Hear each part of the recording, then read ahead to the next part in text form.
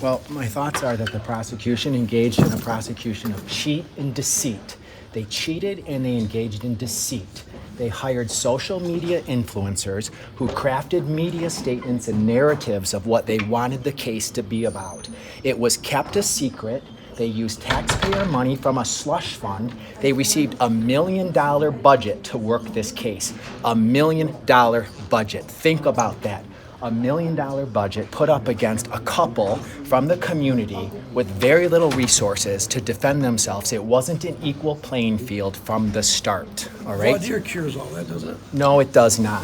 You can't cure what they accomplished through those media firms where they put out a very effective smear campaign, character assassinations of the Crumbleys.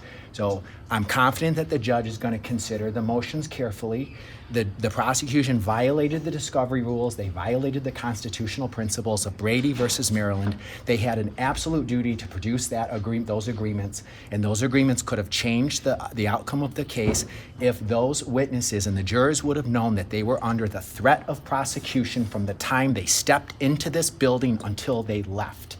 I'm just getting started here. So we will be in the Court of Appeals soon if necessary. All right, that's all I have for today. How's your client doing? She's doing well, although she has a very severe hernia, and I'm trying to get medical attention for her through the Michigan Department of Corrections. Should those two school officials have been charged? You know what? That's the prosecutor's decision. My only position is the jury should have known they were facing perhaps the potential of criminal prosecution. It was a dirty pool by the prosecutor here. Say it again? Dirty pool. I told you, it was cheat and deceit. The goal here was cheat and deceit, all right? Michael, I don't have anything else to say to you, right? Michael, you're not representing James Crumbley on appeal. Nope, I am not. Right, but would the judge's ruling on your motion apply? I don't know, guys. I don't know. His testimony is different from his trial, all right? You know what, they might be. I don't see evidence, and I have been very clear and transparent about that. I think you might have even asked me that a day or two after, and many times after.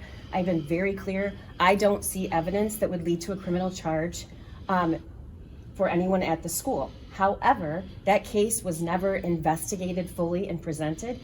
The Attorney General is looking at that now. They may be, in fact, charged at some point. It will have zero effect on the convictions of Jennifer and James Crumbley. Why weren't the proffer agreements disclosed to the defense? The proffer agreements, A, did not have to be, but B, that was not a decision that the prosecution sat and said, let's not give them the proffer agreement. Those proffer agreements was given to reporters by the defense attorney. The defense attorney sat there in the preliminary examination.